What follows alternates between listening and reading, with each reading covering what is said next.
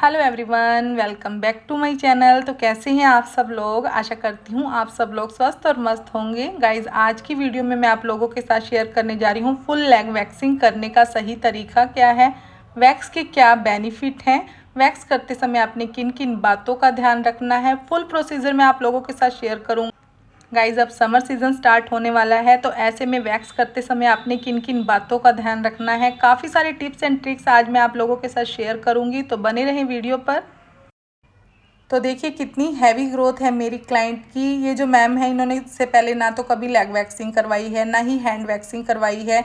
ये first time waxing करवाने जा रही है। पर इतनी हैवी ग्रोथ में हमने इन्हें सजेस्ट किया था कि मैम आप रीका वैक्स करवा लो, पर रीका वैक्स करवाने का इनका बजट नहीं था और इनका यह भी कहना था कि मेरी स्किन थोड़ी सी सेंसिटिव भी है। तो ऐसे में हम फर्स्ट टाइम इनकी रीका वैक्स नहीं कर रहे, क्योंकि अगर क्लाइंट का बजट नहीं है और क्लाइंट बोल रहे हैं मुझे नहीं करवानी, तो हम किसी को फोर्स नहीं कर सकते। इसलिए आज मैं आप लोगों के साथ शेयर करूंगी कि सिंपल वैक्स का यूज़ करके भी आप इतने हैवी हेयर को रिमूव कर सकते हैं। वैक्स मैंने यूज़ की है एलोवेरा वैक्स, जो कि मैं काफ़ी सारी वीडियोस में आपको ऑलरेडी दिखा चुकी हूँ।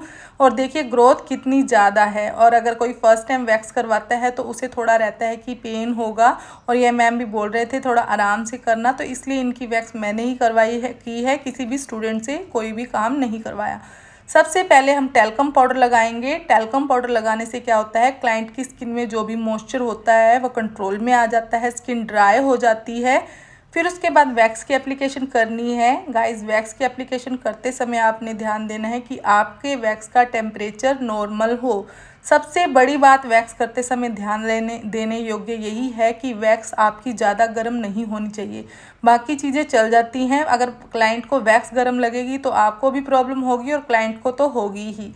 वैक्स का टेम्परेचर नॉर्मल होना चाहिए। अगर आपकी वैक्स जो है स्पैचुला से जल्दी जल्दी टपक रही है तो इसका मतलब वैक्स गर्म है। आपकी वैक्स जो है स्पैचुला पे ठहरनी चाहिए, हल्की टपकनी चाहिए। उसके बाद ही आप देखें, फिर वैक्स को भी आप चेक कर लें। अगर फिर भी आपको गर्म लग रहा है, थोड़ी देर ठंडी होने के लिए छोड़ दें, या फिर फूंक मारकर आप वैक्स की एप्लीकेशन करें। हेयर की डायरेक्शन के हिसाब से वैक्स की एप्लीकेशन करनी है। स्किन को होल्ड करके अपोजिट डायरेक्शन में वैक्सिंग स्ट्रिप को पुल कर देना है, जैसा कि आपको वीडियो में दिखाया गया है। गाइज, लेग वैक्सिंग करते समय कई लोग ऊपर से लेग वैक्सिंग स्टार्ट करते हैं, कई लोग नीचे से स्टार्ट करते हैं। जैसे आप कंफर्टेबल हो आप उस तरीके से काम कर सकते हैं। वैसे मैं दोनों तरीके से काम कर लेती हूँ, पर जब मैंने पार्लर स्टार्ट किया था और जब मैं अपनी वीडियोस शूट करती थी तो मोस्टली मैं लेग वैक्सिंग नीचे से स्टार्ट करती थी। तो काफ़ी लोग कमेंट करते थे मैम ऊपर से स्टार्ट किया करें, तो मैंने ऊपर से करना शुरू कर दिया। वैसे सही तरीके से देखा जाए तो लेग वैक्सिंग जब नीचे से स्टार्ट की जाए तो ज़्यादा अच्छे तरीके से होती है। अगर आप बिगिनर्स हो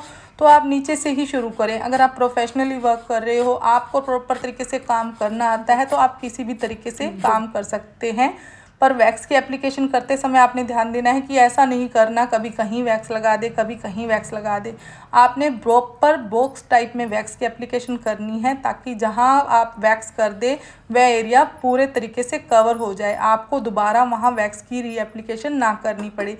जैसे आपने वीडियो में देखा है कि मैं बॉक्स टाइप में प्रॉपर वैक्स की एप्लीकेशन करती हूँ, फिर वैक्सिंग स्ट्रिप लगाती हूँ और अपोजिट डायरेक्शन में पुल करती हूँ। इससे क्या होता है, कहीं भी कोई भी पार्ट छूटने का चांस नहीं रहता।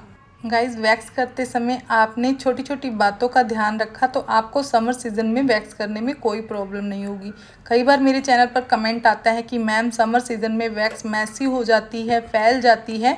तो ऐसे में आपने ध्यान देना है, जब आप समर सीज़न में वर्क कर रहे हैं तो आपने क्या करना है, वैक्स की स्ट्रिप्स, एक ही वैक्स स्ट्रिप को बार बार यूज़ नहीं करना, क्योंकि जब हम एक ही वैक्स स्ट्रिप को बार बार यूज़ करते हैं तो काफ़ी मैसी हो जाता है। और आपने क्लाइंट की स्किन को बहुत अच्छे तरीके से चेक करना है। अगर आपको लग रहा है कि क्लाइंट की स्किन में स्वेटिंग हो रही है, पसीना आ रहा है, तो ऐसे में पहले से आपने स्किन को अच्छे से ठंडे पानी से धो लेना है, स्किन ड्राई करनी है, देन वैक्स की एप्लीकेशन करनी है हेयर की डायरेक्शन के हिसाब से टैल्कम पाउडर लगाने के बाद। इससे आपके जो मैसी वाली दिक्कत है कम हो जाएगी। और आपने जब वैक्स लगानी है तो एप्लीकेशन करने के बाद तुरंत ही आपने वैक्सिंग स्ट्रिप लगाकर पुल कर देना है, क्योंकि कई बार क्या होता है जब हमारी स्पीड कम होती है ना तब भी वैक्स मैसी हो जाती है। तो आपने ध्यान देना है कि आपकी स्पीड का फास्ट होना भी बहुत ज़रूरी है अगर आप अपने पार्लर में वर्क कर रहे हैं। घर पर अगर आप वर्क कर रहे हैं और आपको लग रहा है कि काम धीरे धीरे हो रहा है तो चल जाता है, क्योंकि वहाँ पर चांसेस होते हैं कि आप काम थोड़ा 19-20 कर सकते हैं। पर अगर आपका पार्लर है, आप प्रोफेशनली वर्क कर रहे हैं, तो क्लाइंट को यह होता है कि कोई भी हेयर छूटना नहीं चाहिए। तो ऐसे में आपको प्रॉपर तरीके से वैक्स करनी ज़रूरी होती है। तो आप ऐसा करें कि प्रैक्टिस करें, जितनी ज़्यादा आप प्रैक्टिस करेंगे उतने आप परफेक्ट होते जाएंगे। कोई भी काम हो प्रैक्टिस से ही इंसान परफेक्ट होता है। तो आप कोशिश करें ज़्यादा से ज़्यादा प्रैक्टिस कर सकें, और प्रैक्टिस करते समय आप ज़्यादा लेग वैक्सिंग की प्रैक्टिस किया करें, क्योंकि लेग वैक्सिंग में अगर कोई दिक्कत हो भी जाती है तो वह एरिया जो होता है हमारा कवर हो जाता है, किसी को दिखाई नहीं देता। और लेग वैक्सिंग में क्या होता है कि यह स्ट्रेट पार्ट होता है, यहाँ पर वैक्स की एप्लीकेशन करना बहुत ईजी होता है। तो ऐसे में आप प्रैक्टिस करते समय लेग वैक्सिंग ही ज़्यादा किया करें। गाइज, लेग वैक्सिंग करते समय सेटी का होना बहुत ज़रूरी है, क्योंकि खड़ा करके लेग वैक्सिंग करने में काफ़ी प्रॉब्लम होती है। अगर हाफ लेग वैक्सिंग हम कर रहे होते हैं तो चल जाता है, पर फुल लेग वैक्सिंग करने में काफ़ी प्रॉब्लम होती है। फ्रंट की लेग वैक्सिंग जैसे कैसे हो जाती है, पर बैक साइड की वैक्स करते समय काफ़ी प्रॉब्लम होती है। इसलिए अगर आप पार्लर रन कर रहे हैं तो आप सेटी का यूज़ ज़रूर करें। सेटी का यूज़ करने से क्या होता है, जब क्लाइंट लेट जाता है तो उनकी बॉडी ऑटोमेटिकली टच हो जाती है, वैक्स की एप्लीकेशन करना बहुत इजी हो जाता है और क्लाइंट काफ़ी कंफर्टेबल होकर काम करवा लेता है। अगर आपको क्लाइंट पे कर रहा है, आप उनसे पे कर ले रहे हो पैसे, तो ऐसे में आपको उन्हें सुविधाएं देना भी बनता है। तो इसलिए आप सेटी का यूज़ करें। अगर आपके पास सेटी नहीं है तो आप चेयर पर काम कर सकते हैं, पर अगर मैं यही सलाह दूंगी, आप प्रोफेशनली वर्क कर रहे हैं तो एक सस्ते वाली सेटी आती है जिसका प्राइस 3000 रुपीज़ से स्टार्ट हो जाता है, आप उसका यूज़ कर सकते हैं। काफ़ी अच्छी होती है वह भी।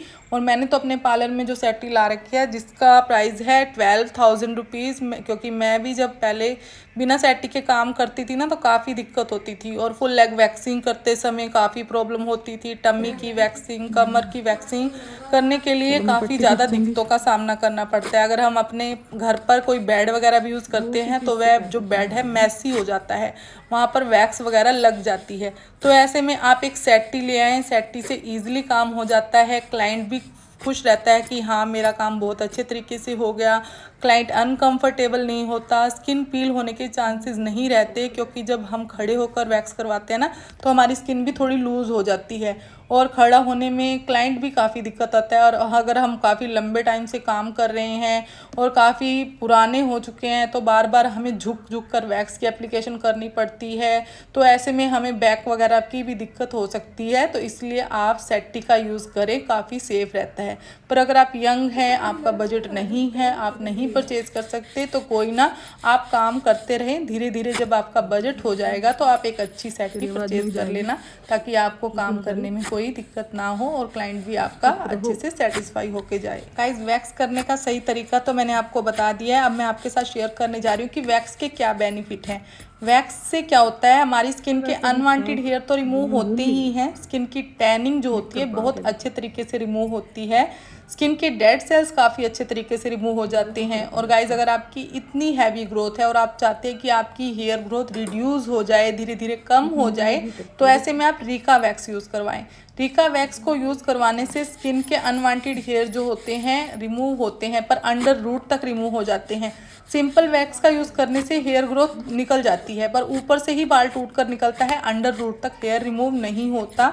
पर अगर आप चाहते हैं कि आपकी हेयर ग्रोथ धीरे धीरे कम हो जाए, हेयर गेन काफ़ी लेट आए और हेयर काफ़ी सॉफ्ट एंड स्मूथ आए, तो ऐसे में आप यूज़ करवाएं रीका की वाइट चॉकलेट वैक्स, क्योंकि इतने हैवी और हार्ड हेयर्स में वह वैक्स बहुत अच्छे तरीके से काम करेगी। आपकी हेयर ग्रोथ काफ़ी लेट आएगी और जो हेयर आएंगे काफ़ी सॉफ्ट एंड स्मूथ आएंगे, और आप खुद बोलेंगे कि मैम मेरे अब तक हेयर नहीं आए। तो देखिए कितने ज़्यादा हेयर्स इनके पैरों पर भी है। जब आप लेग वैक्सिंग करवाते हैं ना तो आपने पैरों को जरूर इंक्लूड करना है, चाहे किसी के पैरों पर हेयर्स हों या ना हो, क्योंकि यहाँ पर हमारे जो पैर हेयर हैं, जैसे अब इनके तो हेयर है, मैं वैक्स कर रही हूँ, अगर हेयर नहीं भी होते तो यहाँ पर टैनिंग बहुत होती है, क्योंकि जो हमारे पैर होते हैं वे कवर नहीं होते, जबकि लेग वैक्सिंग में हमारी लेग तो कवर रहती हैं, कपड़ों से ढकी रहती हैं, तो वहाँ पर हेयर हमारी जो स्किन है नीट एंड क्लीन होती है, पर पैर काफ़ी हमारे ब्लैक दिखाई देते हैं, तो वहाँ की क्लीनिंग तो बनती है। तो ऐसे में आपने पैरों को ज़रूर इंक्लूड करना है वैक्स करते समय। अब हम आ गए हैं बैक साइड पर। देखिए बैक साइड पर भी इनकी इतनी ज़्यादा हैवी ग्रोथ है, जितनी तो हमारी फ्रंट पर होती है इतनी ज़्यादा इनकी बैक साइड पर है। काफ़ी हैवी हेयर है इनके बैक साइड पर भी। तो बैक साइड पर वैक्स करवाते समय आपने क्लाइंट को इस तरीके से लेटा लेना है, इससे उनकी बॉडी ऑटोमेटिकली टच हो जाएगी। इसलिए तो मैं बोल रही थी कि सेट बहुत ज़रूरी है।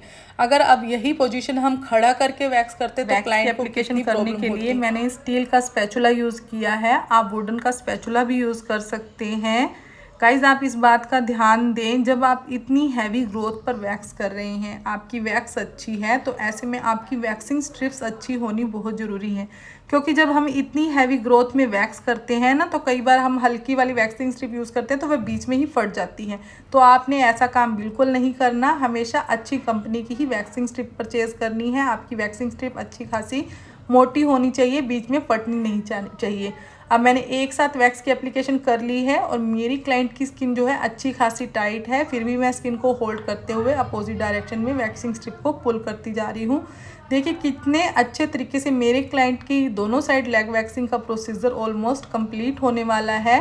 गाइज वैक्सिंग जो मैंने की है इनकी थोड़ी विंटर के सीज़न में की है। विंटर के सीज़न में हमारी जो वैक्स है मेल्ट नहीं होती ज़्यादा, तो ऐसे में हमने एक साथ वैक्स की एप्लीकेशन कर दी है। पर अगर आप समर के सीज़न में वर्क कर रहे हैं, आपके पार्लर में एसी नहीं है, तो आप एक साथ इतनी वैक्स की एप्लीकेशन ना करें।